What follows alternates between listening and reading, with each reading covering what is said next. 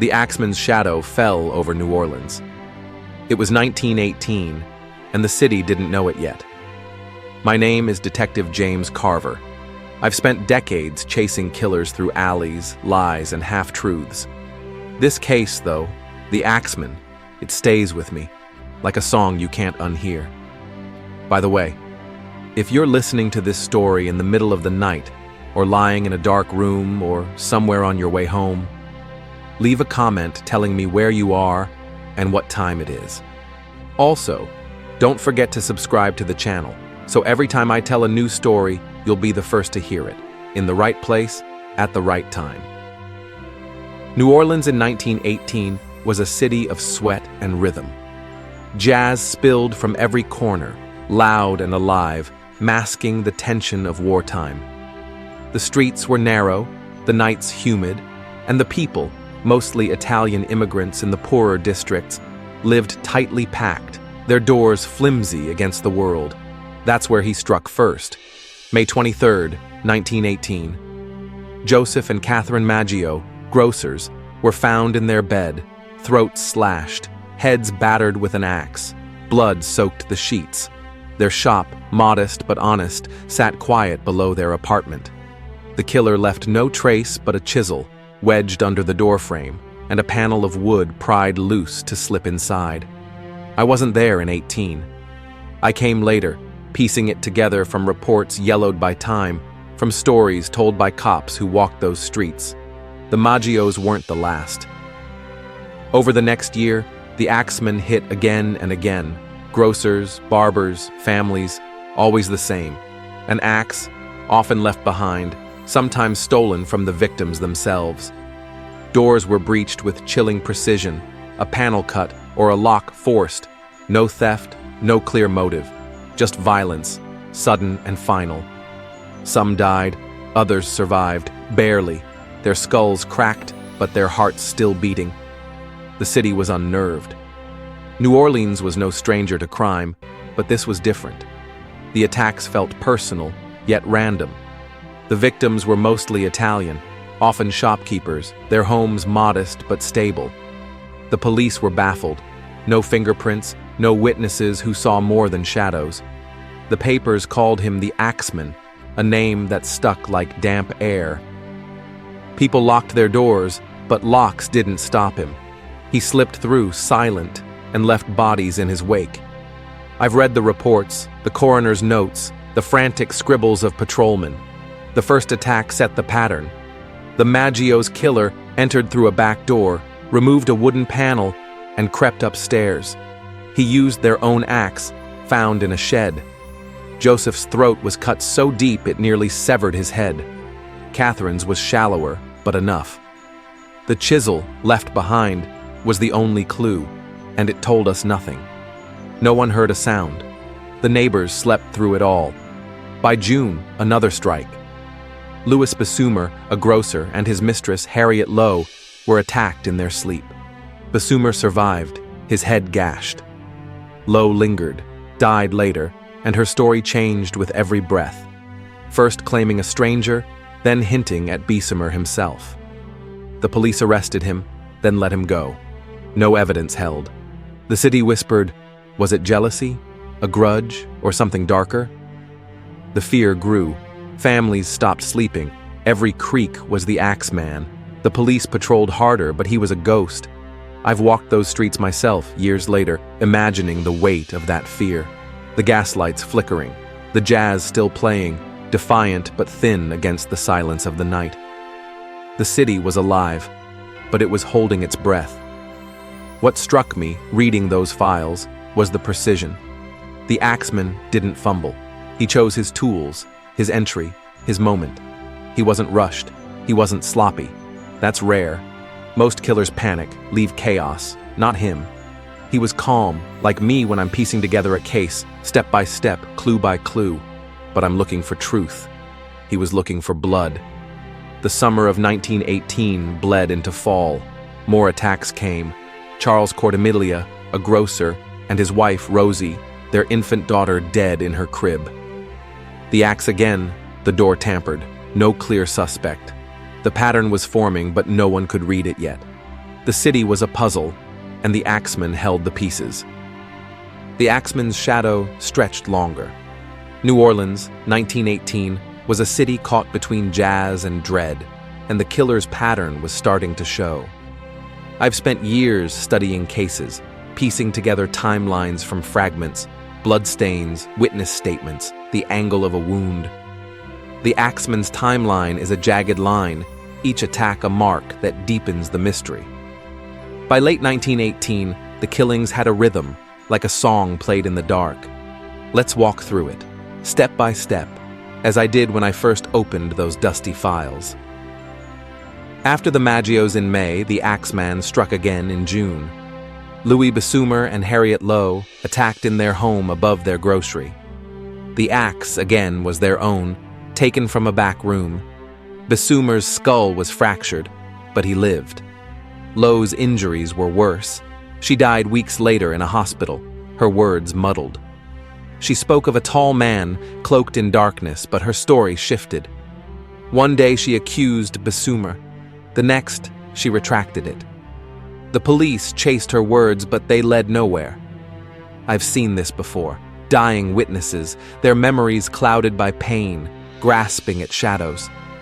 August brought another.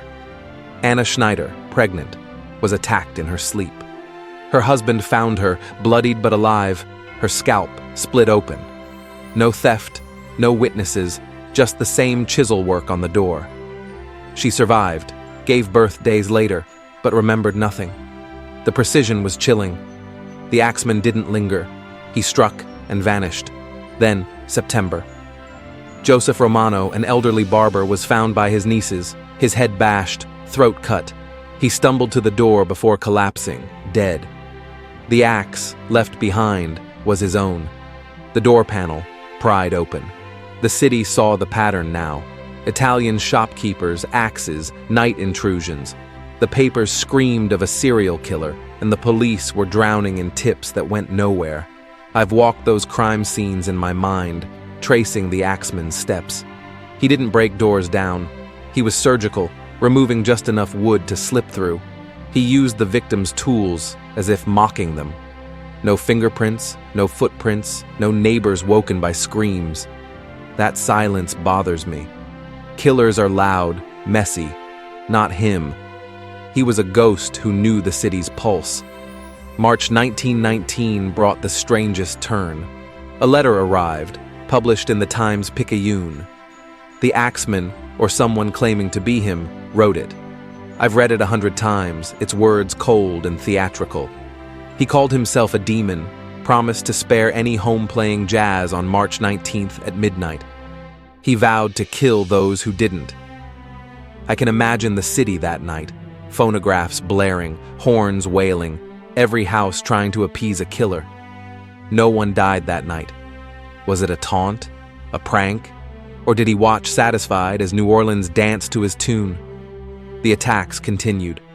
Charles and Rosie Cortimiglia, grocers, were hit that same March. Their 2-year-old daughter, Mary, died, her skull shattered. Rosie survived, barely, and accused a neighbor, Orlando Jordano, and his son, Frank. Her story didn't hold. Too many contradictions, no physical evidence. The Jordanos were convicted, then released years later when Rosie recanted. I've seen this too, grief twisting memory, pointing fingers at the nearest face. What strikes me is the choice of victims, mostly Italian, mostly grocers or barbers, always in modest homes. Was it personal? A vendetta against a community? Or was it random? A killer picking easy targets in tight-knit neighborhoods? The jazz letter adds another layer. It's too deliberate, too performative. Most killers don't write manifestos. This one did, and it shifted the city's fear into something mythic. The timeline shows a killer who planned, watched, waited. He knew when to strike, how to enter, where to find the axe, but he left gaps. Survivors dropped tools, that letter. Was he careless, or was he playing a game? I've sat with those questions, turning them over like evidence on a table. The Axeman wasn't just killing. He was writing a story, one the city couldn't stop reading. The Axeman's trail was cold, but the city's fear burned hot. New Orleans, 1919 was a maze of whispers, and every shadow held a suspect. I've spent years chasing leads that vanish like smoke. The Axeman case was no different. Too many names, too many motives, not enough truth. As a detective, you learn to read people, not just clues. You look for the twitch in a story, the pause that hides a lie. This case had plenty of both. Let's walk through the suspects, their reasons, and the contradictions that kept the Axeman's identity just out of reach. First, there was Joseph Mumfree. His name surfaced later, after the attack stopped. A small-time crook with a violent streak, Mumfree was rumored to have ties to the Italian community. Some said he was a blackmailer, shaking down grocers for protection money. Refuse, and the axe fell. It's a tidy theory. Vendetta fits the pattern of Italian victims. But there's no evidence, no witness placing him at a scene. Mumfree was shot dead in 1920 by Esther Albano, widow of Mike Pepitone, the Axeman's last known victim. She claimed he was the killer. Maybe she believed it. Maybe it was revenge for something else. I've seen grief turn into certainty, and certainty into mistakes. Then there was Louis Bessumer, the grocer who survived an attack in June 1918. His mistress, Harriet Lowe, pointed at him before she died, saying he wielded the axe. Her story changed daily, though. Delirium, pain, or something else? Bessumer had no clear motive to attack himself, and the wounds on his skull were real, not staged. The police let him go, but suspicion lingered. I've seen lovers' quarrels turn deadly, but this felt different. The Axeman's method, silent, precise, didn't match a crime of passion. The Cordemelia case brought another name, Orlando Giordano and his son, Frank.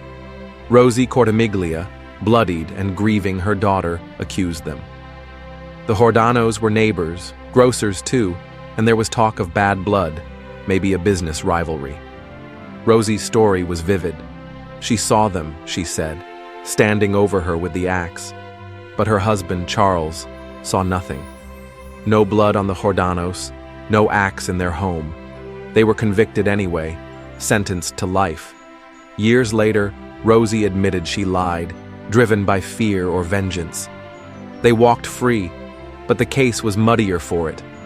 I know how easy it is to point fingers when the real killer slips away. There were others, vague figures in the city's underbelly.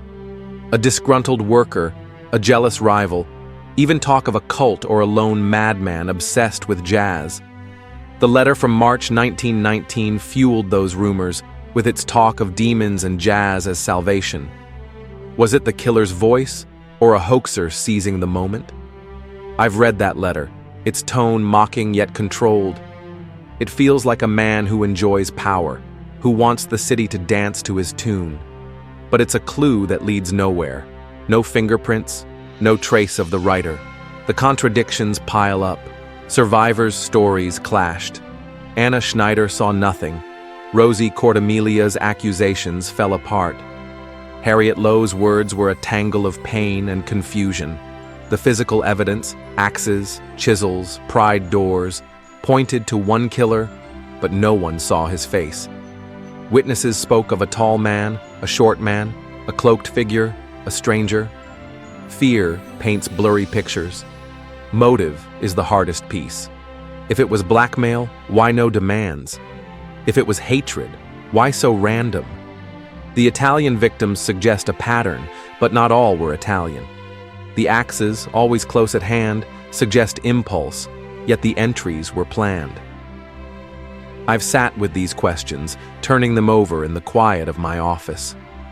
Serial killers don't always need a reason, but they need something, a spark, a hatred, a thrill. The Axeman's spark feels personal, yet distant, like he was punishing the city itself. The police chased every lead, but the city's panic didn't help. Tips flooded in, neighbors snitching, grudges surfacing. I've seen cases like this, where fear drowns out truth.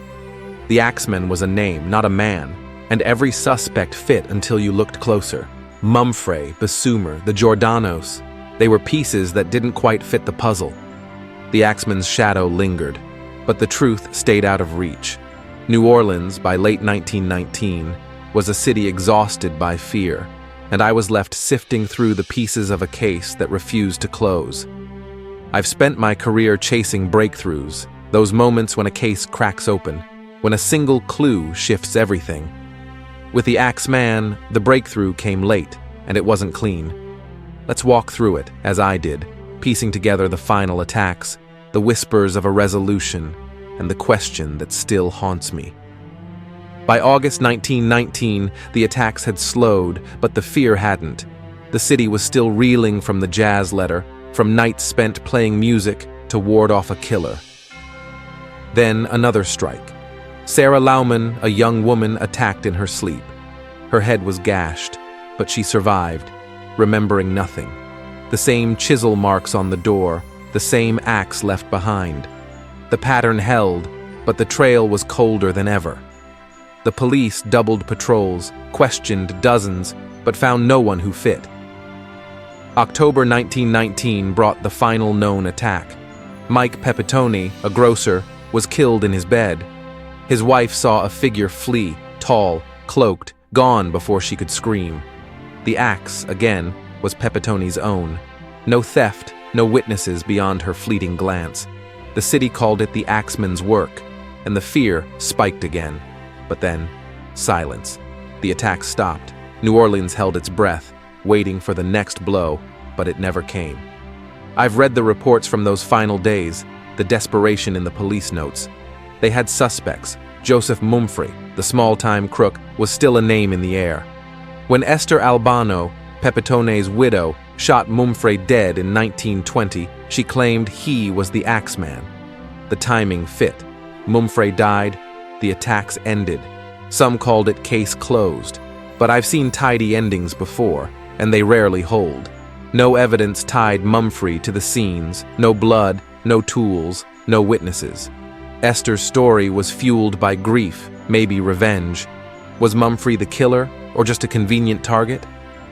I lean toward the latter. Killers like the Axeman don't stop because they're caught.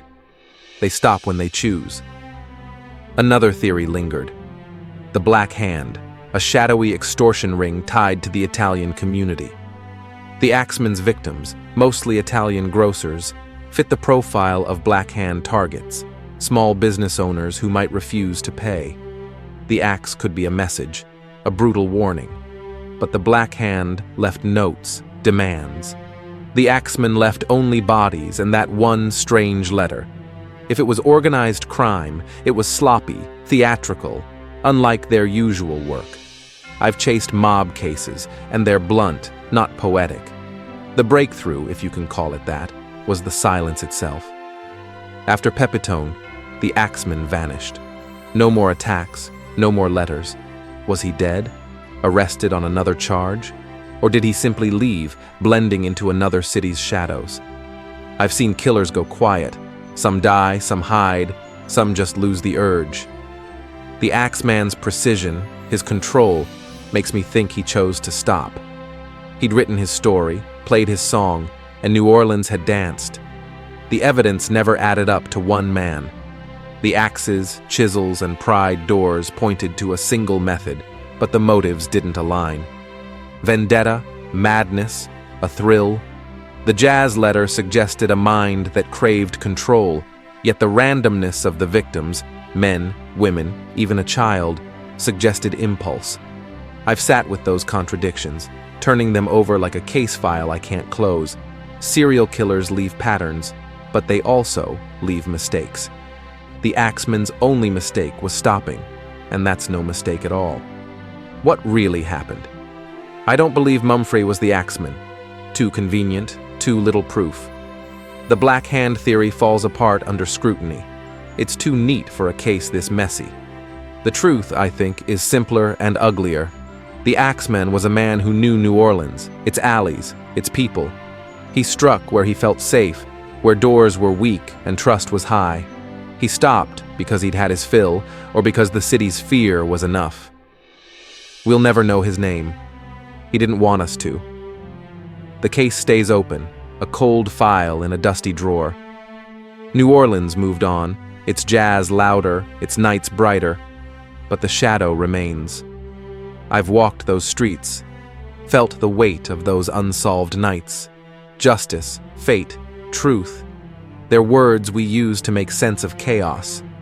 But sometimes, the chaos wins. What does it mean when a killer writes his own legend and walks away? That's the question I carry, and it's heavier than any badge. The Axeman's case is a shadow that never lifts. I've spent years chasing killers, but this one feels different, like a story told in whispers, never finished. New Orleans in 1918 was a city of life, of music, yet it became a canvas for a killer's work. The axes, the chisels, the jazz letter, they were his notes, his rhythm. He played the city like an instrument, and then he stopped. No arrest, no confession, just silence. I think about the victims. Joseph Maggio, Mary Cortemilia, Mike Pepitone. Their lives were small, honest, built on hard work in a humid city. They didn't deserve the axe. No one does. Yet the Axeman chose them, or maybe he didn't choose at all. Maybe he was just a force, like a storm that tears through and vanishes. I've closed cases cleaner than this one, put names to monsters, but not here. The Axeman remains a question mark, a gap in the file. Truth is a detective's currency, but sometimes it's spent too cheaply. We want answers, neat and final. The Axeman teaches us otherwise. He was real, his crimes were real, but his name, his face, his why, they're gone. Maybe that's his victory, or maybe it's just the way of things. Some stories don't end, they just fade. Thanks for listening. See you in the next video.